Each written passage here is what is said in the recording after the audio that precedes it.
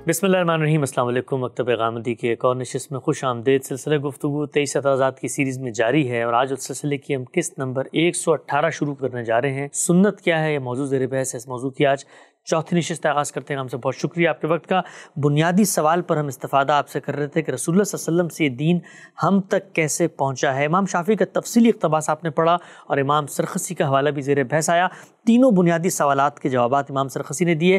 पहला ये कि इस ज़रिए इल्म से पहुँचने वाला इल्म कैसे कतई और बेख़ता होता है, उसकी रीज़न और उसकी इल्लत क्या है।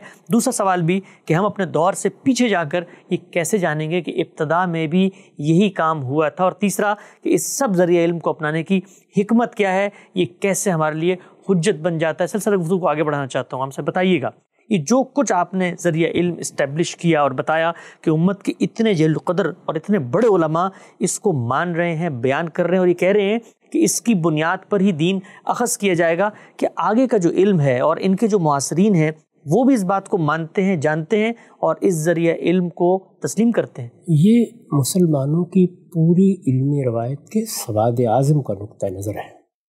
इसी बात को इमाम सरखसी ने इस तरह बयान किया था कि मैं जो कुछ यहाँ वाज़ेह कर रहा हूँ जमहूर फ़क़हा यही कहते हैं। मैंने तो चंद नुमाइंदा शख्सियात का इंतखाब किया है और इस तरह के मौक़ों पर यही मुमकिन भी होता है।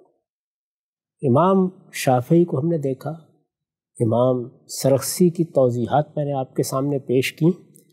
अब मैं इमाम इब्न हज़म के कुछ इक़्तिबासात आपके सामने रखता हूँ। इमाम इब्न हज़म इस उम्मत के जलीलुल क़द्र उलमा में से है। मदरसा ज़ाहिरिया में उनकी हैसियत ये है कि ये मदरसा अब उन्हीं से पहचाना जाता है। अल मुहल्ला जैसी किताब के मुसन्निफ़ हैं, हस्पानिया में रहे। इससे आप अंदाज़ा कर सकते हैं कि दूर दराज इलाक़ों में बैठा हुआ एक शख्स भी इस इल्म को किस तरह अख्ज़ करता है और किस तरह बयान करता है। इमाम इब्न हज़म के बारे में हर शख्स जानता है कि 456 में दुनिया से रुखसत हुए हैं। ये वही 5वीं सदी है। इमाम सरखसी ने भी ये सब हक़ाइक़ इसी सदी में बयान किए हैं और ये भी इसी ज़माने में बयान कर रहे हैं। मैं आपके सामने अल इहकाम से ये इक़्तिबासात रख रहा हूँ। ये उसूल पर उनकी किताब है। इसमें उन्होंने पहले तो ये बताया है कि जिस चीज़ को हम इजमा कहते हैं वो तो हर ज़माने में मुसलमानों की पूरी उम्मत का बयान होता है। ठीक, यानी एक एक शख्स उसको इसी तरह बयान करता है। इसके बाद ये कहा है कि नक़ल मुतवातिर भी इसके तहत यही हैसियत रखती है। इजमा के बारे में किसी गुफ्तगू की ज़रूरत नहीं है। नक़ल मुतवातिर की क्या हैसियत है ये वो जिस फसल में बयान कर रहे हैं उसमें वो ये बता रहे हैं कि अल्लाह ताला ने जो दीन हमें दिया है वो ज़ाहिर है कि फिर ख़बर की सूरत में आगे मुंतकिल होगा। तो अखबार की क्या क्या किस्में हो सकती हैं, उसमें उन्होंने इजमा के बाद ख़बर तवातुर को मौजू बनाया है। और ये देखिए कि उसको वो किस तरह बयान करते हैं। यही दो ताबीरें हैं ना जो मैंने इख्तियार की हैं, यानी इजमा और तवातुर। वो ये कहते हैं कि ख़बर मुतवातिर उस ख़बर को कहते हैं हुआ मा नकलत हु काफ़तुम बादा काफ़ा, यानी सब के सब लोग, बहुत बड़ी जमात एक के बाद दूसरी जमात उसको नकल करती चली जाती है। जिस तरह कि हमने इससे पहले देखा कि सहाबाए किराम की जमात एक बहुत बड़ी जमात थी, हज़ारों लोग थे जिन्होंने रिसालत मआब सल्लल्लाहु अलैहि वसल्लम से ये दीन की हिदायत हासिल की और फिर सब के सब लोग उसे आगे मुंतकिल कर रहे थे। इसको इमाम शाफ़ी ने इस तरह ताबीर किया था कि उस जमात के किसी आकिल बालिग शख्स के बारे में ये तसव्वुर नहीं किया जा सकता था कि वो उससे वाकिफ़ ना हो। फिर मैंने वहाँ ये वजाहत की थी कि इमाम शाफ़ी यही सूरत हाल ताबईन की देख रहे हैं, यही तबा ताबईन की देख रहे हैं, यानी उनका ज़माना करीबी ज़माना है। ये 5वीं सदी में यही बात हस्पानिया में बैठकर बयान कर रहे हैं। यानी वो चीज़ जो रिसालत मआब सल्लल्लाहु अलैहि वसल्लम की तरफ से दी गई नकल होना शुरू हुई और फिर उसके बाद मुसलमानों की बहुत बड़ी जमात जो मुख्तलिफ इलाक़ों में फैली हुई है, जिसको इमाम ने इस तरह बयान किया था, इमाम सरखसी ने, کہ وہ ایک بڑا عدد ہے، بڑی تعداد ہے، اور ان کے امکنہ میں، ان کے مقامات میں، وہ جہاں جہاں پائے جاتے ہیں، جہاں رہ رہے ہیں، بڑا تباین ہے دور دور کے علاقوں میں۔ تو یہ بھی وہاں بیٹھے ہوئے 5ویں صدی میں کہہ رہے ہیں کہ ہوا ما نقلت ہو کافتم بعد کافہ، یعنی سب کے سب لوگ اس کو نقل کریں، پھر نسلاً بعد نسلاً یہ نقل ہوتا چلا جائے، نیچے سے اوپر کی طرف آپ دیکھیں تو حتیٰ تب لوگ بہی نبی صلی اللہ علیہ وسلم، یہاں تک کہ بات نبی صلی اللہ علیہ وسلم تک پہنچ جائے۔ امام شافعی نے، میں نے پہلے بھی توجہ دلائی تھی، اوپر سے نیچے کی طرف دیکھا ہے، اور یہ نیچے سے اوپر کی طرف دیکھ رہے ہیں، اور یہ کہتے ہیں کہ اس وقت بھی مسلمانوں کا جم غفیر اس کو نقل کر رہا ہے، اور اس سے پہلے بھی اگر اوپر کی نسلوں میں دیکھیں، ظاہر ہے کہ 5 صدیوں میں بہت سی نسلیں گزر چکی ہیں، تو یہی دیکھیں گے کہ یہ کافہ سے کافہ کو منتقل ہو رہا ہے، یعنی وہی تعبیر کہ نقل الکافہ کے طریقے پر یہ علم ہم تک پہنچتا ہے۔ پھر اس کے بعد کہتے ہیں کہ وَهَذَا خَبْرٌ لَمْ يَخْتَلِفْ مُسْلِمَانِ فِي وُجُوبِ الْأَخْذِ بِهِ، یعنی اس طرح کی خبر جب مل جائے تو اس سے لازم ہے کہ دین اخذ کیا جائے۔ اچھا، ایک شخص بیان کرتا ہے، ایک راوی نے ایک بات رسول اللہ کی نسبت سے آگے پہنچا دی، میں اس پر تحقیق کروں گا، آپ تحقیق کریں گے، میری اور آپ کی تحقیق میں اختلاف ہو سکتا ہے کہ ایک شخص اس کو مانے دوسرا نہ مانے، امام بخاری تحقیق کرے اور امام مسلم کی تحقیق سے اختلاف کرے، یہ سب چیزیں وہاں ہو سکتی ہیں۔ وہ کہتے ہیں کہ کوئی 2 مسلمان بھی ایسے نہیں ملیں گے جو اس چیز سے اختلاف کریں کہ جو خبر کافہ سے کافہ کو منتقل ہوتی ہے اس کو اخذ کرنا لازم نہیں، یعنی پوری جنریشن دوسری جنریشن کو دے رہی ہوتی ہے، ایک طبقہ دوسرے طبقے کو، ایک گروہ دوسرے گروہ کو۔ یہ اصل میں ایک کمیونٹی کا علم ہے، اور جو اس کمیونٹی، اس جماعت کا علم ہے، اگر وہ کمیونٹی، وہ جماعت بہت بڑی تعداد میں ہے اور اس کے لوگ مختلف علاقوں میں پھیلے ہوئے ہیں، تو جو بات وہاں کہی گئی تھی، یعنی اس کو امام سرخسی نے بیان کیا کہ اتنی بڑی جماعت کے بارے میں اور اتنے مختلف علاقوں میں رہنے والے لوگوں کے بارے میں عقلاً محال ہے کہ وہ کسی غلط بات پر اتفاق کر لیں۔ انہوں نے جو سنا ہے، انہوں نے جو دیکھا ہے، اسی کو بیان کر رہے ہیں۔ یہ آپ کو بتا رہے ہیں کہ کوئی 2 مسلمان بھی ایسے نہیں کہ جنہوں نے کبھی اس سے اختلاف کیا ہو۔ وَهَذَا خَبْرٌ، یعنی ان کے زمانے تک اس میں کوئی بحث نہیں کی جا سکتی۔ هَذَا خَبْرٌ لَمْ يَخْتَلِفْ مُسْلِمَانِ فِي وُجُوبِ الْأَخْذِ بِهِ، یعنی کوئی 2 مسلمان بھی ایسے نہیں ملیں گے کہ جو اس طرح کی خبر سے دین لینا ہے، اس طرح کی خبر سے علم حاصل کرنا ہے، اس کے وجوب کے بارے میں، اس کو لازم سمجھنے کے بارے میں اختلاف رکھتے ہوں۔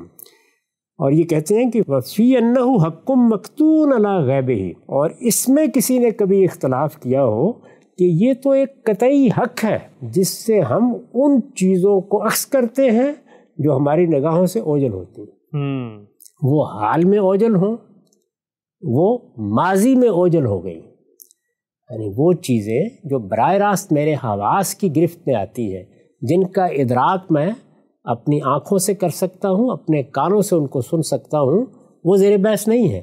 یعنی وہ چیزیں کہ جو مجھ سے غیاب میں ہے، جو میری نگاہوں سے اوجھل ہیں، جن تک میرے حواس براہ راست رسائی نہیں رکھتے، ان تک پہنچنے اور ان کے مجھ تک پہنچنے کا ذریعہ خبر ہی ہوتی ہے۔ اور جب خبر ہی اس کا ذریعہ ہے اور وہ خبر اس طرح ایک بہت بڑی جمعیت پہنچاتی ہے، یہ کافہ بعد کافہ سے پہنچتی ہے، تو پھر اس کے معاملے میں کوئی اختلاف باقی نہیں رہتا کہ یہ ایک قطعی حجت ہے، یہ قطعی حق ہے۔ تو وہ کہتے ہیں کہ لم یختلف مسلمان فی وجوب الاخذ بہ، کوئی 2 مسلمان بھی ایسے نہیں ملیں گے جو اس معاملے میں اختلاف رکھتے ہوں کہ اس سے ہم نے دین اخذ کرنا ہے، وہ اس کو لازم سمجھتے ہیں، اور اس معاملے میں اختلاف رکھتے ہوں کہ یہ قطعی حق نہیں ہے، یعنی سب کے سب یہ مانتے ہیں کہ یہ لازم ہے کہ اس طرح کی خبر کو قبول کیا جائے، اور یہ لازم ہے کہ اس سے جو علم ہمیں حاصل ہوتا ہے اس کو حق مکتوب مانا جائے، قطعی حق مانا جائے، اس میں کسی شبہ کی گنجائش نہیں ہوتی۔ اس کے بعد پھر وہ کچھ مثالیں پیش کرتے ہیں، اور یہ مثالیں وہ ہیں جن کا تعلق دینی حقائق سے ہے۔ لأن بمثلہ عرفنا ان القرآن هو الذی اتى به محمد صلی اللہ علیہ وسلم، کہتے ہیں کہ اسی نوعیت کی خبر ہے، یعنی کون سی خبر؟ خبر متواتر، اسی نوعیت کی خبر ہے جس سے ہم نے یہ بات جانی ہے کہ وہ کتاب جس کو قرآن کہتے ہیں یہ محمد صلی اللہ علیہ وسلم لے کر آئے تھے۔ یعنی یہ بات کہ محمد صلی اللہ علیہ وسلم نے اللہ تعالیٰ کی طرف سے ایک کتاب دنیا کو دی ہے، اس کتاب کا نام قرآن ہے، اور وہ نسلاً بعد نسلاً آگے منتقل ہو رہی ہے، اور وہ ہم تک اگر پہنچتی ہے تو ہم اس کے بارے میں اگر یہ جانتے ہیں کہ یہ وہی کتاب ہے جو محمد صلی اللہ علیہ وسلم نے اس حیثیت سے دنیا کو دی، تو اس کا ذریعہ کیا ہے؟ یہی علم۔ لِأَنَّ بِمِثْلِهِ عَرَفْنَا أَنَّ الْقُرْآنَ هُوَ الَّذِي أَتَىٰ بِهِ مُحَمَّدٌ صلی اللہ علیہ وسلم، اس لیے کہ اسی نوعیت کا ذریعہ ہے، یہی ذریعہ ہے، یہی خبر ہے، یعنی خبر تواتر ہے کہ جس سے ہم نے یہ جانا کہ قرآن، وہ قرآن جو محمد صلی اللہ علیہ وسلم لے کر آئے تھے، یہ وہی قرآن ہے۔ ان القرآن هو الذی اتى بہ محمد صلی اللہ علیہ وسلم، کہ یہ قرآن وہی ہے جو محمد صلی اللہ علیہ وسلم نے دنیا کو دیا۔ وبہ علمنا صحت مبعث النبی صلی اللہ علیہ وسلم، اور یہی خبر متواتر ہے جس سے ہمیں یہ بات معلوم ہوئی کہ رسول اللہ صلی اللہ علیہ وسلم کی بعثت ہوئی تھی۔ یعنی کوئی شخصیت تھی جن کا نام محمد تھا، کوئی شخصیت تھی جو عرب میں پیدا ہوئی، ایک شخصیت تھی کہ جس نے یہ دعویٰ کیا کہ میں اللہ کا آخری پیغمبر ہوں۔ یہ بات ہمیں، یعنی یہ اطلاع ہمیں کس طرح معلوم ہوئی؟ یہ اسی ذریعے سے معلوم ہوئی ہے۔ یہی خبر تواتر ہے جس کی بنیاد پر ہم یہ بات پورے یقین کے ساتھ بیان کرتے ہیں۔ وَبِهِ عَلِمْنَا صِحَةَ مَبْعَثِ النَّبِي صلی اللہ علیہ وسلم، یعنی یہ بات بالکل درست ہے کہ نبی صلی اللہ علیہ وسلم کی بعثت ہوئی تھی، یہ ہمیں اسی ذریعے سے معلوم ہوا۔ وَبِهِ عَلِمْنَا عَدَدَ رُكُوعِ كُلِّ صَلَاةٍ، اور یہی ذریعہ ہے جس سے ہمیں یہ معلوم ہوا کہ یہ جو نمازیں ہم پڑھتے ہیں ان کی کیا تعداد ہے۔ 5 نمازیں، کسی مسلمان سے پوچھ لیجئے، وہ آپ کو بتائے گا کہ یہ 5 نمازیں ہم پر فرض ہیں، اور یہ بتائے گا کہ یہ فجر کی نماز ہے، یہ ظہر کی نماز ہے، یہ عصر کی نماز ہے، یہ مغرب کی نماز ہے، یہ عشاء کی نماز ہے۔ یہ تعداد ہمیں کیسے معلوم ہوئی؟ اور اس کے ساتھ ان کی رکعتیں کیا ہیں؟ یعنی ہمیں فجر 2 رکعت پڑھنی ہے، ہمیں ظہر 4 رکعت پڑھنی ہے، ہمیں عصر 4 رکعت پڑھنی ہے، مغرب کی 3 رکعتیں ہیں، عشاء کی پھر 4 رکعتیں ہیں۔ تو یہ کہتے ہیں کہ وہ بہی علمنا، اسی خبر سے، یعنی خبر متواتر سے، وہ بہی علمنا عدد رکوع کل صلاۃ و عدد الصلوات، یعنی رکعتیں بھی اسی سے معلوم ہوئی اور نمازوں کی تعداد بھی اسی سے معلوم ہوئی۔ واشیاء کثیرۃ من احکام الزکوٰۃ، اور بہت سی چیزیں زکوٰۃ کے احکام سے متعلق، یعنی زکوٰۃ کیا ہے، اس کی شرح کیا ہے، کس طرح ادا کرنی ہے، یہ سب باتیں بھی اسی طرح معلوم ہوئیں۔ وغیرہ ذالک، اور ان کے علاوہ بھی بہت سی چیزیں، مما لم یبین فی القرآن تفسیرہ، یعنی ان چیزوں میں سے جن کی وضاحت اس طرح قرآن میں نہیں کی گئی۔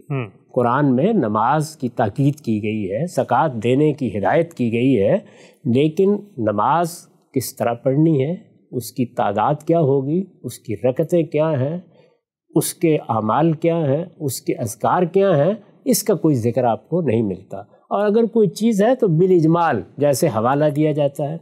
زکوٰۃ کے بارے میں کچھ اصولی باتیں مل جاتی ہیں، لیکن زکوٰۃ کی شرح کیا ہوں گی، مال میں کیا ہوگی، پیداوار میں کیا ہوگی، مواشی میں کیا ہوگی، یہ سب چیزیں ہمیں اسی ذریعے سے معلوم ہوتی ہیں۔ یعنی قرآن مجید خود بھی اسی ذریعے سے منتقل ہوا ہے، اس کے بارے میں بھی ہم یہ جانتے ہیں، لیکن اس کے علاوہ بہت سے دین کے احکام ہیں جو اسی ذریعے سے ملے ہیں۔ ان میں سے بعض کی انہوں نے مثالیں یہاں بیان کر دیں۔ یہ مثالیں دینے کے بعد وہ کہتے ہیں وَقَدْ تَكَلَّمْنَا فِي كِتَابِ الْفِصَلِ عَلَىٰ ذَلِكَ، کہ یہاں تو میں نے بالاجمال ان چیزوں کا ذکر کیا ہے، لیکن اس پر بڑی تفصیل کے ساتھ گفتگو ہو چکی ہے، اور وہ کہاں ہو چکی ہے؟ ہماری کتاب الفصل میں۔ یہ ان کی ایک اور کتاب ہے جس میں انہوں نے مختلف گروہوں کے عقائد کا موازنہ کیا ہے۔ تو وہ کہتے ہیں وَقَدْ تَكَلَّمْنَا فِي كِتَابِ الْفِصَلِ عَلَىٰ ذَلِكَ، یعنی اس معاملے میں ہم وضاحت سے گفتگو کر چکے ہیں اپنی کتاب الفصل میں۔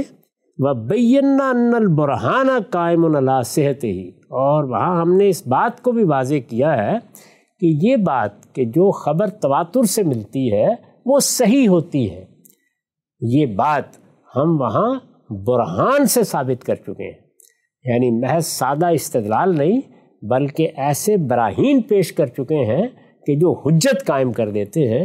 یہ حضرات دلیل کے مقابل میں برہان کا لفظ اسی طرح کے مواقع پہ استعمال کرتے ہیں۔ وَبَيَّنَّا أَنَّ الْبُرْهَانَ قَائِمٌ عَلَىٰ صِحَتِهِ، اور ہم نے یہ بھی واضح کر دیا ہے کہ اس طرح کی خبر کے صحیح ہونے پر برہان قائم ہے۔ وَبَيَّنَّا كَيْفِيَّتُهُ، اور اس کی کیفیت بھی وہاں ہم نے واضح کی ہے، یعنی یہ خبر کیا ہوتی ہے، کس طرح پہنچتی ہے، کس طرح منتقل ہوتی ہے۔ اور پھر کہتے ہیں کہ وَأَنَّ الضَّرُورَةَ وَالطَّبِيَّةَ تُوجِبَانِ قَبُولَهُ، یعنی یہ بات بھی وہاں بیان کی ہے کہ یہ انسان کے اندر صلاحیت رکھی گئی ہے کہ وہ علم کا ایک بہت بڑا حصہ ہے جس کو ضرورتاً قبول کرتا ہے۔ یعنی علم میں ایک چیز تو نظر و استدلال ہے، میں ایک چیز کے مقدمات قائم کرتا ہوں، پھر استدلال سے ایک نتیجہ اخذ کرتا ہوں جس سے آپ اختلاف کر سکتے ہیں، کوئی دوسرا آدمی اتفاق کر سکتا ہے، لیکن علم کا ایک حصہ وہ ہے جو ضروری علم ہے۔ میں بھی آنکھوں سے ایک چیز کو دیکھتا ہوں، آپ بھی دیکھتے ہیں۔ حواس سے حاصل ہونے والے علم کو اسی لیے ضروری علم سمجھا جاتا ہے۔ تو یہ کیا چیز ہے؟ یہ میرے اندر رکھی گئی ہے، اور جب اس نوعیت کی کوئی چیز ہوتی ہے تو یہ ضرورت خود بخود مجھے مجبور کرتی ہے کہ مجھے اس علم کو قبول کرنا۔ یعنی جس وقت میں آنکھوں سے ایک چیز کو دیکھ لیتا ہوں تو میرا باطن مجھے مجبور کر دیتا ہے کہ یہ حقیقت ہے، اسے قبول کرو۔ اسی طرح میری خلقت جس طرح ہوئی ہے اور میری جبلت میں جو چیزیں ڈالی گئی ہیں وہ بھی علم کی بعض صورتیں ایسی ہیں جن کی قبولیت کو میرے لیے لازم ٹھہراتے ہیں۔ تو یہ پوری بات ہے جس کو انہوں نے دو لفظوں میں ادا کر دیا ہے، وَأَنَّ الضَّرُورَةَ وَالطَّبِيَّةَ تُوجِبَانِ قَبُولَهُ، اور یہ بات بھی وہاں واضح کی ہے کہ ضرورت اور طبیعت دونوں اس بات کو لازم کرتی ہیں کہ اس طرح کی خبر کو قبول کیا جائے۔ وَأَنَّ بِهِ عَرَفْنَا مَا لَمْ نُشَاهِدْ مِنَ الْبِلَادِ، اب اس کے بعد وہ یہ بیان کر رہے ہیں کہ یہ ذریعہ علم جس طرح کہ میں نے بتایا کہ ضرورت اور طبیعت دونوں اس بات کو لازم ٹھہراتی ہیں قبول کیا جائے، تو گویا کوئی ایسی چیز نہیں کہ جو دین میں لوگوں کو بتائی گئی ہے۔ اچھا، یعنی دین نے آ کے کوئی ذریعہ علم ایجاد کیا ہے، یہ پہلی دفعہ استعمال کیا ہے، دین نے کسی ذریعہ علم کو پہلی بار استعمال کیا ہے، یہ بات اس طرح نہیں ہے، بلکہ یہ وہ ذریعہ علم ہے جو دنیا میں پہلے سے موجود ہے، اور اس کو ایک ذریعہ علم کی حیثیت سے مانا ہی نہیں جاتا، بلکہ سب سے زیادہ یہی ذریعہ علم ہے جو استعمال ہو رہا ہے۔ اچھا، اس کی اب وہ مثالیں دے کے اس کو واضح کریں گے۔ میں نے بھی آپ کو یاد ہوگا کہ کئی بار اس حقیقت کی طرف توجہ دلائی ہے کہ جب اللہ تعالیٰ یہ کہتا ہے کہ عقل سے کام لو، تو ہم جانتے ہیں کہ عقل سے کن معاملات میں کام لیا جاتا ہے۔ یعنی یہ قرآن نہیں متعارف کرا رہا، قرآن مجید جو پہلے سے ایک مانی ہوئی چیز ہے اس کا حوالہ دے کر ہم سے تقاضا کر رہا ہے کہ ہم عقل کو استعمال، نہ وہ عقل پیدا کر رہا ہے، نہ عقل پیدا کر رہا ہے، اس لیے کہ وہ اللہ کی پیدا کی ہوئی پہلے موجود ہے، اس کا استعمال بھی ہو رہا ہے، اس کے ذریعے سے ہم بہت سے فیصلے بھی کر رہے ہیں۔ اسی طرح قرآن تو آ کے نہیں بتائے گا کہ آنکھیں کھولو، یعنی یہ حواس ہے جن سے ہم دنیا کا علم حاصل کرتے ہیں اور بے شمار چیزوں کے بارے میں فیصلے سناتے ہیں اور فیصلے کرتے ہیں۔ قرآن مجید بھی انہی حواس کو متنبع کرے گا اور یہ کہے گا کہ زمین کو دیکھو، آسمان کو دیکھو، یہ اپنے سامنے کھڑے ہوئے جانداروں کو دیکھو، یہ مختلف مخلوقات کو دیکھو، یہ کہے گا نا۔ جب یہ سب کہے گا تو گویا جو چیز پہلے سے میرے پاس موجود ہے اسی کی جانب توجہ دلائے گا۔ اس لیے اگر قرآن مجید نے کسی موقع پر یہ کہا کہ تم کوئی بات کہنا چاہتے ہو تو اس کے لیے کوئی لکھی ہوئی کتاب پیش کرو، کوئی علم کی روایت پیش کرو، تو یہ قرآن نے کسی نئے ذریعے کا تعارف نہیں کرایا بلکہ پہلے سے موجود ذرائع ہی کی طرف توجہ دلائی ہے۔ تو یہی بات ہے جس کو امام ابن حزم واضح کر رہے ہیں، یہی بات اس سے پہلے امام سرخسی بھی واضح کر چکے ہیں۔ اس کو سمجھ لینا چاہیے کہ جو کچھ بھی علم ہم کو حاصل ہوتا ہے، اگر وہ کسی ایسی چیز کا علم ہے جو ہمارے حواس میں نہیں آ رہی یا ہمارے حواس براہ راست اس کا ادراک نہیں کرتے، تو وہ خبری کی صورت میں ملے گی۔ اور خبر میں جو چیز قطعی بنا دیتی ہے، یعنی جو علم ہمیں حاصل ہوتا ہے اس کو قطعی بنا دیتی ہے، وہ کون سی خبر ہے؟ وہ جو اجماع اور تواتر سے منتقل ہوتی ہے، اور یہ ہماری روزمرہ زندگی سے متعلق ہے۔ یعنی ہمارے ہاں ایک بچہ پیدا ہوتا ہے، شعور کی عمر کو پہنچتا ہے، دائیں بائیں سے سنتا ہے کہ اللہ کا گھر مکے میں ہے، اللہ کا گھر ہے جس کی ہمیں زیارت کرنے کے لیے جانا ہے، حج کرنے کے لیے لوگ وہاں جاتے ہیں۔ اس نے مکہ نہیں دیکھا، اس نے بیت اللہ نہیں دیکھا، یہ خبر وہ لوگوں سے سنتا ہے، اور یہ اس کے لیے ایسی متحقق خبر ہوتی ہے کہ اس وقت آپ جتنے باشعور مسلمان ہیں ان کے پاس جائیے، ان میں سے شاید 1 کروڑ 2 کروڑ بھی نہیں ہوں گے جو براہ راست وہاں جا چکے ہیں، ٹی وی پہ دیکھا، لیکن کروڑوں کی تعداد میں وہ ہوں گے جو اس بات کی شہادت دیں گے کہ ہاں اللہ کا گھر یا بیت اللہ مکے میں ہے اور مکہ عرب میں ہے، اور یہ کہہ رہے ہوں گے کہ اس کا حج کیا جاتا ہے اور ہمیں بھی اللہ توفیق دے ہم بھی حج کرنے کے لیے جائیں۔ یہ کیا علم ہے؟ یہ وہی متواتر علم ہے جو آپ کو منتقل ہو رہا ہے۔ اس کی دسیوں مثالیں دی جا سکتی ہیں، بلکہ ذرا تھوڑی دیر کے لیے ٹھہر کر سمجھ لیجئے کہ ہمارے پاس یہ جو لغت کی کتابیں ہوتی ہیں جن میں ہم زبان کیا ہے، کیا معنی رکھتی ہے، لفظ کا کیا مفہوم ہے، اس کو ثبت کرتے ہیں۔ یہ آپ جانتے ہیں کہ یہ جو لغت لکھنے والا شخص ہے یہ اس کو کہاں سے اخذ کر رہا ہے؟ اس کا بہت بڑا حصہ اسی خبر متواتر سے حاصل ہوتا ہے۔ ہم نحو کی کتابیں ترتیب دیتے ہیں، کسی قوم کو دیکھتے ہیں کہ وہ جملوں کو کس طرح تعریف کرتی ہے، اس میں کیا چیز فعل ہو جاتی ہے، کیا فاعل ہو جاتی ہے، کیا مفعول ہو جاتی ہے، کیا چیز اسم ہے، کیا مبتدا ہے، کیا خبر ہے۔ یہ سب چیزیں ہم اسی طرح اخذ کرتے ہیں، گویا جو کچھ ہو رہا ہے اور جو کچھ لاکھوں کروڑوں لوگ کر رہے ہیں ان کا مطالعہ کر کے اس کا نتیجہ ہم ایک کتاب میں ثبت کر دیتے ہیں۔ تاریخ کی کتابیں بھی جب آپ کھولتے ہیں تو اس میں سب سے بڑا ذریعہ علم جس کو کوئی مورخ استعمال کرتا ہے وہ یہی خبر متواتر ہے، یعنی وہ حقائق جو ہر شخص کی زبان پر ہیں، جس کو ہر شخص جانتا ہے، وہ ان حقائق کو تو لے لیتے ہیں، اس کے بعد مزید تفصیلات کے لیے ان اخبار کی طرف رجوع کرتے ہیں جو 2 4 10 لوگ بیان کر رہے ہوتے ہیں۔ یہ شخص اس دربار میں موجود تھا، اس نے بادشاہ کو دیکھا تھا، یہ اس جنگ میں شریک تھا، اس نے یہ تفصیلات بیان کی ہیں۔ لیکن جنگ جمل ہوئی ہے، یہ بات کہ جنگ صفین ہوئی ہے، یہ بات کہ بدر کا مارکہ ہوا ہے، یہ تو وہ چیزیں ہیں کہ جو ایسے ہی تواتر سے منتقل ہو رہی ہیں۔ اس کے لیے بھی کسی تحقیق کی ضرورت ہے کہ برطانیہ ہندوستان پر حکومت کرتا رہا ہے، یعنی یہ جو کچھ بھی ہے یہ سب اجماع اور تواتری سے منتقل ہوتا ہے۔ تو وہ یہ کہتے ہیں کہ ہم نے یہ سب باتیں تو بیان کر دی، یعنی اس کی کیفیت بیان کر دی، یہ بتا دیا کہ ضرورت اور طبیعت دونوں اس کے قبول کرنے کو لازم ٹھہراتی ہیں، لیکن اب میں آپ کو یہ بتاتا ہوں کہ اصل میں یہی خبر ہے۔ وَأَنَّ بِهِ عَرَفْنَا، اور کہتے ہیں کہ اس کی میں وضاحت کر چکا ہوں اپنی کتاب الفصل میں، وَأَنَّ بِهِ عَرَفْنَا مَا لَمْ نُشَاهِدْ مِنَ الْبِلَادِ، یعنی ہم کتنے شہر ہیں دنیا میں جن کے بارے میں یہ کہتے ہیں کہ یہ شہر ہے، لندن ہے، یہ برطانیہ کا دارالحکومت ہے، نیو یارک ہے، یہ امریکہ کا سب سے بڑا شہر ہے، مکہ ہے، مدینہ ہے۔ دنیا میں کتنے شہر ہیں جن کے بارے میں ہم یقین کے ساتھ یہ بات کہہ رہے ہوتے ہیں، ہم نے ان کو دیکھا نہیں ہوتا، یعنی وہ کبھی ہمارے حواس کی رسائی میں نہیں آئے، نہ دیکھا، نہ کبھی جا کر وہاں لوگوں کی آوازیں سنی، لیکن دنیا میں یہ خبر ایسے ہی مانی جاتی ہے کہ ہر شخص اس کو یقینی خبر سمجھتا ہے۔ وَأَنَّ بِهِ عَرَفْنَا مَا لَمْ نُشَاهِدْ مِنَ الْبِلَادِ، کتنے شہر ہیں جو ہم نے دیکھے نہیں ہیں لیکن ان شہروں کو ہم اسی خبر کے ذریعے سے جانتے ہیں، خبر متواتر کے ذریعے سے جانتے ہیں۔ وَمَنْ كَانَ قَبْلَنَا مِنَ الْأَنْبِيَاءِ، اور اللہ کے پیغمبر، یہ موسیٰ علیہ السلام تھے، یہ ابراہیم علیہ السلام تھے، یہ ان سے پہلے نوح علیہ السلام تھے، یہ خبریں بھی ہمیں اسی طریقے سے پہنچی ہیں، یعنی یہ بھی گویا تواتر سے منتقل ہونے والے اخبار ہیں۔ والعلماء، یہ ابو حنیفہ تھے، یہ شافعی تھے، یہ مالک تھے، کتنے بڑے بڑے علماء ہیں جن کا ہم ذکر کرتے ہیں، جن کا حوالہ دیتے ہیں، ان کے بارے میں بھی ادنا تردد نہیں ہوتا کہ کیا یہ کبھی تھے بھی۔ ہم جانتے ہیں کہ وہ تھے، لیکن جاننے کا ذریعہ کیا ہے؟ کیا ہم ان علماء سے جا کر ملے تھے؟ کیا ہم نے ان کی باتیں سنی تھیں؟ نہیں، یہی خبر متواتر ہے جس سے ان کے بارے میں ہمیں علم حاصل ہوا ہے۔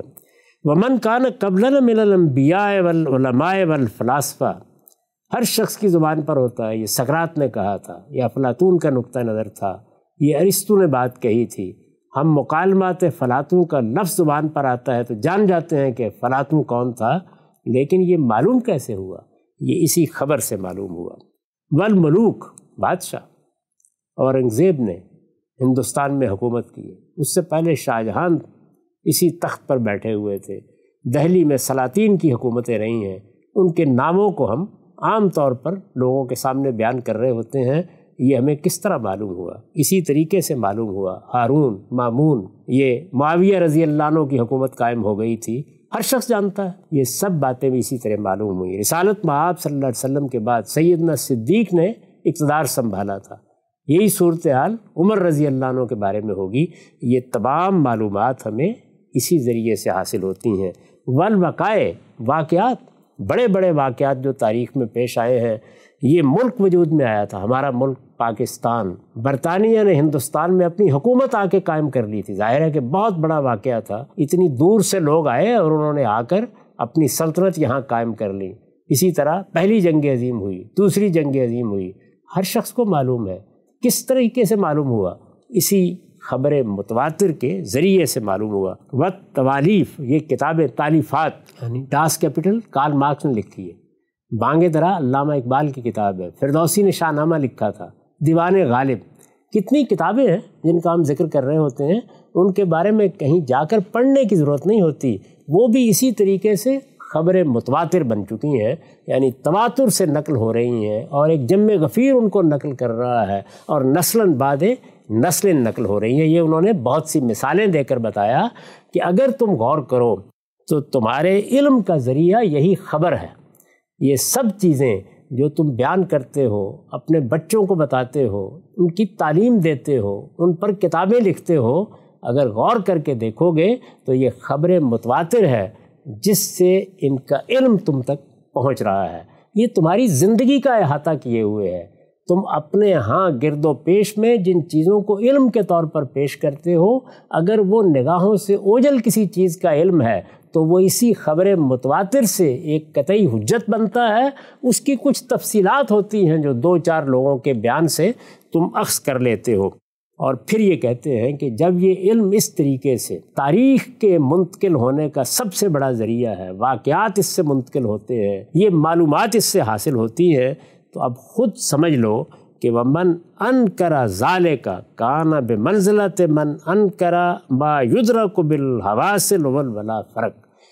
پھر اگر کوئی شخص اس علم کا انکار کرتا ہے یا اس ذریعہ علم کا انکار کرتا ہے، یعنی یہ خبر متواتر، یہ اجماع، اس کے ذریعے سے حاصل ہونے والے علم کا انکار کرتا ہے، تو وہ ایسے ہی ہے کہ جیسے حواس کے ذریعے حاصل ہونے والے علم کا، یعنی آنکھوں سے دیکھ کر بھی منکر ہو جاتا ہے. یعنی میری آنکھیں دیکھتی ہیں، میرے کان سنتے ہیں، میں ایک چیز کا ذائقہ خود چکھ کے دیکھ لیتا ہوں. یہ میرے حواس جس طریقے سے براہ راست کسی چیز کا علم حاصل کرتے ہیں، تو جو شخص خبر متواتر سے حاصل ہونے والے علم کا انکار کرتا ہے، وہ ایسے ہی ہے کہ جیسے جو کچھ ہمیں حواس سے حاصل ہوتا ہے ہم اس کا انکار کر دیں. اور کہتے ہیں کہ من انکر ذالک کان بمنزلۃ من انکر ما یدرک بالحواس ولا فرق. ان دونوں میں پھر کوئی فرق نہیں ہوگا. ولزمہ، یعنی اس طرح کے شخص کے لیے پھر ضروری ہے، ولزمہ اللہ یصدق بانہ کان قبلہ زبان. پھر تو اس کو چاہیے کہ جب اس نے خبر متواتر کا انکار کر دیا یا خبر متواتر کے ذریعے سے حاصل ہونے والے علم کا انکار کر دیا، تو پھر وہ اس بات کی بھی تکذیب کر دے کہ اس سے پہلے کوئی زمانہ گزرا. بہت ہے. پھر تو اسے یہی کہنا چاہیے کہ یہ میں ہوں جس سے زمانہ شروع ہوا ہے، اور یہ میں ہوں جس کے ساتھ زمانہ ختم ہو جائے گا. یہ بات کہ یہ زمان جاری ہے، یہ زمان ہے کہ جس کی تفصیلات میں روز بیان کرتا ہوں، جس کی صدیاں میں شمار کرتا ہوں، جس کے بارے میں کہتا ہوں کہ اسی طریقے سے دن ہفتوں میں، اور ہفتے مہینوں میں، اور مہینے سالوں میں ڈھلتے چلے جاتے ہیں. اور پھر میں یہ کہتا ہوں کہ یہ 2 صدی پہلے کا واقعہ ہے، یہ 3 صدی پہلے کا واقعہ ہے. ان میں سے کوئی چیز بھی میں کہنے کی پھر جسارت نہیں کروں گا. وہ بیان کر رہے ہیں کہ اس تضاد پر غور کرو یہ جو تم بیان کرتے ہو اپنے سے پہلے کے زمانے کے بارے میں، یہ سب انہی اخبار کی بنیاد پر بیان کرتے ہو۔ اگر تم انکار کر رہے ہو تو پھر اس کا بھی انکار کر دینا چاہیے۔ وَلَزِمُوا اللَّهَ يُصَدِّقَ بِأَنَّهُ كَانَ قَبْلَهُ زَمَانٌ، پھر تو اس طرح کے شخص کے لیے ضروری ہے کہ وہ اس کا بھی انکار کر دے، اس کی بھی تکذیب کر دے، اس کی بھی تصدیق نہ کرے، اس کو بھی نہ مانے کہ اس سے پہلے کوئی زمانہ گزرا ہے۔ وَلَا أَنَّ أَبَاهُ وَأُمَّهُ كَانَ قَبْلَهُ، اور اس بات کو بھی ماننے سے انکار کر دے کہ اس کی ماں اور اس کے باپ تھے جو اس سے پہلے تھے، یعنی اپنی ماں اور اپنے باپ کے وجود کا بھی انکار کر دے، کیونکہ اس کے بارے میں بھی جو کچھ خبر اس کو ملی ہے وہ اسی طرح تواتر سے ملی ہے۔ اس نے نہیں دیکھا، وہ واقعہ نہیں دیکھا جس کے نتیجے میں اس کی ولدیت قائم ہوتی ہے، اسے بتایا ہی گیا ہے، یعنی اخبار ہی ملی ہیں اور یہ گرد و پیش سے ملی ہیں اور اتنی بڑی تعداد میں ملی ہیں کہ اس کو ادنا تردد بھی نہیں ہوتا کہ یہ میری ماں ہے اور یہ میرا باپ ہے۔ تو وہ کہتے ہیں کہ وَلَا أَنَّ أَبَاهُ وَأُمَّهُ كَانَ قَبْلَهُ، اور پھر اسے اس کی بھی تصدیق نہیں کرنی چاہیے کہ اس سے پہلے اس کے یہ والد اور والدہ موجود تھے۔ وَلَا أَنَّهُ مَوْلُودٌ مِّنْ امْرَأَةٍ، بلکہ اس سے آگے بڑھ کر اس بات کو بھی نہیں ماننا چاہیے کہ وہ کسی عورت کے پیٹ سے پیدا ہوا ہے، وہ تو نہیں دیکھ سکتا، وہ تو نہیں دیکھ سکتا۔ تو یہ ساری مثالیں دے کر انہوں نے گویا ایک استدلال قائم کیا ہے کہ جب ہم یہ کہتے ہیں کہ یہ دین ہمیں اجماع اور تواتر سے ملا ہے، یہ خبر متواتر سے منتقل ہوا ہے، تو ہم کوئی اجنبی بات نہیں کہہ رہے ہوتے، بلکہ اس دنیا میں جو علم کے منتقل ہونے کا ذریعہ مانا جاتا ہے اسی ذریعے کا حوالہ دے رہے ہوتے ہیں۔ یعنی جس طریقے سے ایک انسان کوئی خبر آ کے دیتا ہے، عقل کہتی ہے کہ اس کی تصدیق کر لو، اگر تصدیق ہو جاتی ہے تو اسے ماننا چاہیے۔ بالکل اسی طرح عقل کہتی ہے کہ اگر ایک جمع غفیر ایک خبر پہنچا رہا ہے، ایک پوری جماعت ایک خبر پہنچا رہی ہے، ایک پوری کمیونٹی ایک چیز کو منتقل کر رہی ہے، تو اتنی بڑی تعداد میں لوگ کسی جھوٹ پر جمع نہیں ہو سکتے جبکہ وہ مختلف علاقوں میں رہتے ہیں۔ یہ جس طرح پہلی بات عقل کا تقاضا ہے، یہ اس سے بڑھ کر عقل کا تقاضا ہے۔ انسان نے اس کو مانا ہے اور اس کے ذریعے سے حاصل ہونے والے علم کو قبول کیا ہے، اور جس طرح کہ انہوں نے بیان کیا، انسان جبلی طور پر لازم ٹھہراتا ہے کہ اس علم کو قبول کر لیا جائے۔ اسی کی بنیاد پر اس کا سارا علم آگے منتقل ہو رہا ہے، یہاں تک کہ جتنے علوم بھی انسانیت کی میراث بنے ہیں وہ اسی ذریعے سے بنے ہیں۔ تو اسی ذریعے کو استعمال کر کے ہم یہ بتا رہے ہیں کہ اللہ تعالیٰ کے پیغمبر سے جو دین منتقل ہوا وہ اس طرح منتقل ہوا ہے، اجماع اور تواتر سے، علم عامہ سے، نقل الکافہ کے طریقے پر۔ یہ ابن حزم کا نقطہ نظر ہے۔ اس کے بعد اب اسی کی وضاحت میں آپ کے سامنے علامہ عامدی کا ایک اقتباس پیش کروں گا۔ یہ 7ویں صدی ہے، 631 میں یہ دنیا سے رخصت ہوئے ہیں۔ علامہ عامدی کی علم اصول میں جو حیثیت ہے اور بعض دوسرے علوم میں اس سے آپ ناواقف نہیں ہیں۔ ان کی الاحکام اصول پر بڑی غیر معمولی کتاب ہے، اس میں بھی یہی مسئلہ زیر بحث ہے۔ وہ بھی یہی بتا رہے ہیں کہ اس بات پر سب کا اتفاق ہے کہ جو خبر تواتر سے منتقل ہوتی ہے وہ مفید للعلم ہوتی ہے، یعنی اس سے یقینی علم حاصل ہو جاتا ہے۔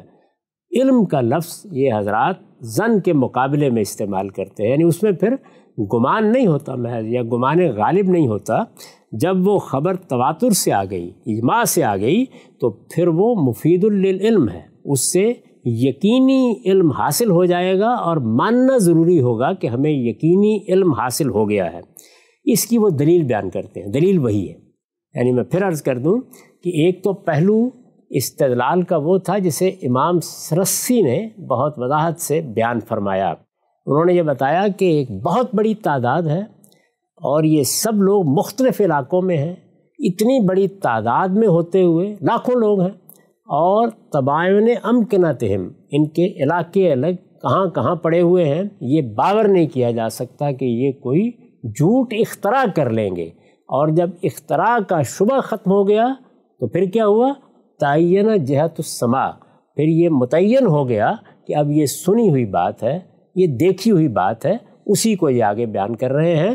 اور اسی وجہ سے ان میں اتفاق ہے، اس لیے کہ انہوں نے یہ بات فی الواقع دیکھی ہے، فی الواقع سنی ہے۔ یہ دوسرا پہلو جس کو ابن حزم نے بھی واضح کیا وہ اب ان کے ہاں بھی زیر بحث ہے۔ کہتے ہیں کہ ہم جب یہ کہتے ہیں کہ خبر متواتر سے علم حاصل ہوتا ہے، یعنی یقینی علم حاصل ہو جاتا ہے، تو اس کی دلیل کیا ہے؟ ایک تو دلیل کا وہ پہلو جس کو میں نے بیان کیا، یہ کہتے ہیں وہ دلیل و ذالک ما یجدہ کل عاقل من نفسہ من العلم ضروری۔ یہ تم دیکھتے نہیں ہو کہ ہر عاقل بعض چیزوں کا ضروری علم رکھتا ہے، ضروری علم یعنی جس میں نظر و استدلال کی ضرورت نہیں ہے۔ پھر عرض کر دوں کہ علم کی ایک قسم وہ ہوتی ہے جس میں ہم استدلال کر کے اس حاصل کو علم کے طور پر پیش کرتے ہیں، اور ایک وہ ہے جو ہر حال میں ہمارے لیے علم بن جاتا ہے۔ میں نے ایک چیز کو دیکھ لیا، کہا جاتا نا کہ آفتاب آمد دلیل آفتاب، یعنی آفتاب کے لیے نظری استدلال نہیں کیا جاتا کہ وہ آسمان پر چمک رہا ہے، یہ تو آدمی کا ہاتھ پکڑ کے اس کو دکھا دینا چاہیے۔ تو وہ علم جو ہمارے لیے ضروری علم ہے، بدیہی علم ہے، وہ علم جس کے لیے کسی کو غور و فکر کرنے کی ضرورت نہیں ہوتی، تو یہ کہتے ہیں کہ ہر عاقل اپنے اندر وہ علم دیکھتا ہے۔ وہ کن چیزوں کا علم ہوتا ہے اس کے بعد گرواتے ہیں، کہتے ہیں بالبلاد النائیہ، یعنی کتنے دور دراز کے شہر ہیں جن کے بارے میں ہمیں یہی ضروری علم حاصل ہوتا ہے، یعنی اس علم کے لیے کسی استدلال کی ضرورت نہیں۔ کبھی آپ نے دیکھا کسی شخص کو کہ وہ آپ سے یہ تقاضا کر رہا ہو کہ ذرا دلیل سے بتائیے کہ مکہ دنیا میں موجود ہے؟ یعنی یہ جتنے بڑے شہر ہیں یا جن کے بارے میں ہمارا عمومی علم زبان زد عام ہے، یہ سب کیا ہے؟ یہ ضروری علم ہے، یہ کسی نظر و استدلال سے حاصل نہیں ہوا، اور ہر عاقل اس علم کو اپنے وجود میں پاتا ہے۔ یعنی یہ علم وہ نہیں ہے کہ جو کہیں سے اسے جا کے اخذ کرنا ہے۔ یجدہ کل عاقل من نفسہ من العلم ضروری بالبلاد النائیہ، دور دراز کے شہروں کا علم، والامم السالفہ، گزری ہوئی قومیں، یعنی ہم سے پہلے جو قومیں دنیا میں گزری ہیں اور جن کے بارے میں ہم بے تکلف گفتگو کرتے ہیں، اور یہ کہتے ہیں کہ یہ ساسانیوں کی حکومت تھی اور یہ بازنطینی سلطنت تھی اور یہ رومی حکومت تھی، قوموں کا ذکر کرتے ہیں نا، ان سب قوموں کے بارے میں بھی ہمارے علم کی نوعیت یہی ہے، یعنی وہ کسی استدلال پر مبنی نہیں ہوتا، وہ بھی اسی طرح کا ضروری علم ہے۔ والقرون الخالیہ، یعنی ماضی کی صدیاں گزر چکی ہیں، ان میں بہت سے واقعات ہوتے ہیں جن کا ہم ذکر کرتے ہیں اور انہی صدیوں کا حوالہ دیتے ہیں۔ یہ کہتے ہیں نا 14 صدی پہلے اللہ کے آخری پیغمبر رہے، قرآن لوگوں کو آپ نے کہا آمدی 7ویں صدی میں آئے، یا اسی طرح سے میں نے ابھی بیان کیا کہ علامہ آمدی 7ویں صدی میں 631 میں دنیا سے رخصت ہوئے ہیں۔ تو والقرون الخالیہ والملوک والانبیاء والائمۃ والفضلاء المشہورین، بادشاہ، جیسے میں نے ابھی مثال دی، یعنی بادشاہوں کا ذکر بھی ایسے ہی ہوتا ہے، ان کے بارے میں چونکہ علم متواتر ہو چکا ہوتا ہے، لوگوں کا اجماع ہوتا ہے۔ خود ہماری اپنی حکومت یعنی پاکستان کی حکومت اپنی ابتدا کہاں سے کرتی ہے؟ قائد اعظم سے۔ ظاہر ہے کہ قائد اعظم کے بارے میں یہ علم کہ وہ پاکستان کے پہلے گورنر جنرل تھے، یہ بھی ایسے ہی منتقل ہو رہا ہے، اس کے لیے بھی کسی استدلال کی ضرورت نہیں۔ تو کہتے ہیں کہ بادشاہوں کے بارے میں، نبیوں کے بارے میں، بڑے بڑے ائمہ جیسے ابھی مثالیں پیش کی گئیں، والفضلاء المشہورین، مختلف علوم کے ماہرین جن کی شہرت ہو چکی ہے، والوقائع الجاریہ، اور وہ بہت سے واقعات جو بین السلف الماضین، یعنی ہمارے ماضی کے اسلاف کے ہوئے بہت سے واقعات، یعنی یہ ہم کہتے ہیں کہ سیدنا علی میں اور معاویہ رضی اللہ عنہ میں جنگ ہو گئی تھی، یہ ہم کہتے ہیں کہ جنگ جمل سیدہ عائشہ کی قیادت میں لڑی گئی تھی، یہ بہت سے واقعات ہیں، بدر کا واقعہ، احد کا واقعہ، اپنی ہماری تاریخ، دنیا کی تاریخ، یورپ کی تاریخ، بہت سی چیزیں ہیں جن میں وہ واقعات ہم بیان کرتے ہیں، ہمارے اپنے اسلاف کے واقعات بھی ہوتے ہیں۔ بما یرد علینا من الاخبار، یہ کس طرح پہنچتے ہیں؟ سب کے سب اخبار کے ذریعے سے پہنچتے ہیں، یعنی اس طرح کی جتنی چیزیں، خواہ وہ دور دراز کے شہروں کے بارے میں ہیں، خواہ وہ گزری ہوئی قوموں کے بارے میں ہیں، خواہ وہ گزری ہوئی صدیوں کے بارے میں ہیں، بادشاہوں کے بارے میں ہیں، انبیاء کے بارے میں ہیں، ائمہ و فضلاء کے بارے میں ہیں، واقعات کے بارے میں ہیں، جن کے بارے میں بھی اخبار ہم تک پہنچتی ہیں، ان سب سے جو علم ہر عاقل محسوس کرتا ہے کہ اس کو حاصل ہو گیا، وہ کیا ہے؟ علم ضروری، کسی استدلال کا محتاج نہیں ہے۔ یعنی علم کی جو آخری حد ہو سکتی ہے وہ یہی علم ہوتا ہے، یہ گویا بدیہی ہے، اس کا انکار ہی نہیں کیا جا سکتا، اس کو ماننا لازم ہے۔ تو یہ بتا رہے ہیں کہ ہر عاقل جس وقت اس کے سامنے یہ اخبار آتے ہیں، ان کی بنیاد پر وہ بادشاہوں کے بارے میں، نبیوں کے بارے میں، گزری ہوئی صدیوں کے بارے میں یہ ضروری علم اپنے اندر محسوس کرتا ہے۔ اور یہ کیسا علم ہوتا ہے؟ حسب وجداننا کالعلم بالمحسوسات، یہ ایسا ہی ہوتا ہے جس طرح کہ ہم محسوسات کا علم اپنے اندر دیکھتے ہیں، یعنی حواس سے جو علم آ رہا ہو، جو حواس سے آتا ہے۔ اس کو آگے انہوں نے واضح کیا، اندہ ادراکنا لہا بالحواس، یعنی جب محسوسات کو، وہ چیزیں جو ہمارے حواس کی گرفت میں آتی ہیں، ان کا جب ہمارے حواس ادراک کر لیتے ہیں تو جس طرح کا علم ہم اپنے اندر محسوس کرتے ہیں کہ ہمیں حاصل ہو گیا ہے، اسی طرح کا ضروری علم ان اخبار سے بھی ہم کو حاصل ہو جاتا ہے، یعنی متواتر اخبار، وہ اخبار جو ایک جم غفیر منتقل کرتا ہے، نسل بعد نسل منتقل کرتا ہے، جو کافہ سے کافہ کو منتقل کیا جاتا ہے، جس کو علم عامہ کہا جاتا ہے، جس طرح کہ میں نے عرض کیا کہ جو اجماع اور تواتر سے منتقل ہوتا ہے۔ تو وہ یہ کہتے ہیں کہ اس نوعیت کا علم ضروری علم بن جاتا ہے، اور ہر عاقل مانتا ہے کہ یہ ضروری علم ہے، اور یہ اسی نوعیت کا علم ہے جس طرح کا علم ہمارے حواس سے ہمیں حاصل ہوتا ہے، اور اس کے بارے میں ہمیں کسی استدلال کی ضرورت نہیں ہوتی۔ اسی بات کو میں نے اپنی کتاب میزان میں بیان کیا ہے۔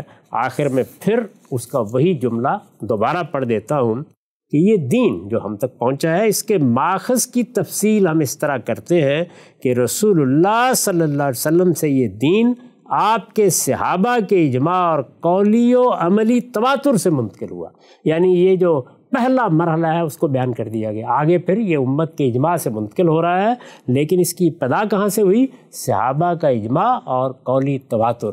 یہ اس ذریعے کا بیان ہے، اور یہ مسلمانوں کے جلیل القدر علماء اس کی وضاحت کر رہے ہیں۔ اور اب میں آپ کو وہ آخری جملہ سناتا ہوں۔ کہتے ہیں کہ یہ علم ایسا ضروری علم ہے، یہ علم اپنی ایسی نوعیت رکھتا ہے کہ ومن انکر ذالک، اس سے پہلے ابن حزم نے بھی تبصرہ کیا تھا کہ جو شخص اس طرح کے کسی علم کا انکار کرتا ہے، وہ پھر حواس کے ذریعے سے حاصل ہونے والے علم کا بھی انکار کر دے گا۔ اور انہوں نے کہا تھا کہ پھر تو ضروری ہے کہ وہ اس چیز کا بھی انکار کر دے کہ کسی ماں کے پیٹ سے پیدا ہوا ہے۔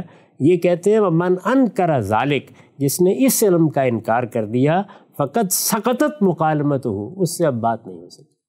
یعنی یہ ایسی بدیہی بات کا انکار ہے، ایسی چیز کا انکار ہے کہ اب اس شخص کے ساتھ بات کرنے کا کوئی فائدہ نہیں ہے۔ اب سقطت مکالمتہ وظہر جنونہ اور مجاہدتہ، دو ہی صورتیں ہو سکتی ہیں۔ اس سے یا تو یہ واضح ہو گیا کہ اس کا ذہنی توازن ٹھیک نہیں ہے، اچھا یہ کوئی پاگل آدمی ہے، یعنی آپ دیکھیے کہ کیا تبصرہ فرما رہے ہیں، یہ پاگل آدمی ہے، اور یا یہ واضح ہو گیا کہ ایسا معاند ہے، ایسا ضدی ہے، ایسا ہٹ درم ہے کہ یہ کوئی بات ماننے کے لیے تیار نہیں ہے، اگرچہ اس کو لا کر وہ چیز دکھا دی، اتنی بڑی حقیقت کا انکار کر رہا ہے، اتنی بڑی حقیقت کا انکار کر رہا ہے۔ تو یہ ساری تصریحات، یہ توضیحات کیا بیان کرتی ہیں؟ اور وہ یہ کہ جب کبھی بھی کوئی واقعہ ہماری نگاہوں سے اوجھل ہوتا ہے، وہ حال میں اوجھل ہو، وہ ماضی میں اوجھل ہو، اگر اس کے بارے میں ہمیں متواتر خبر ملتی ہے، یعنی ایک ایسی خبر ملتی ہے کہ جس کی تاریخ پہلے مرحلے میں بھی روشنی میں ہے، وہاں بھی لاکھوں لوگ اس کو بیان کر رہے ہیں، اور اس کے بعد مختلف زمانوں میں بیان کرتے چلے آ رہے ہیں، مختلف علاقوں میں بیان کر رہے ہیں، ہمارے دور میں بھی وہ اسی طرح پہنچ رہی ہے، اس کے لیے پھر کسی مزید شہادت کی ضرورت نہیں ہوتی۔ یہ ایسا ہی علم ہوتا ہے جس طرح کا علم حواس سے حاصل ہو جاتا ہے۔ تو اللہ کا وہ دین جو رسالت مآب صلی اللہ علیہ وسلم نے دنیا کو دیا، رسالت مآب صلی اللہ علیہ وسلم تاریخ کی روشنی میں ہے، صحابہ کی پوری جماعت تاریخ کی روشنی میں ہے، ان سے یہ اجماع اور تواتر سے منتقل ہونا شروع ہوا، اور اس ذریعے سے یہ ہم تک پہنچ رہا ہے۔ اسی لیے قیامت تک اس کی حجت ہر شخص پر قائم ہے، اور اس کے لیے میں نے آپ کے سامنے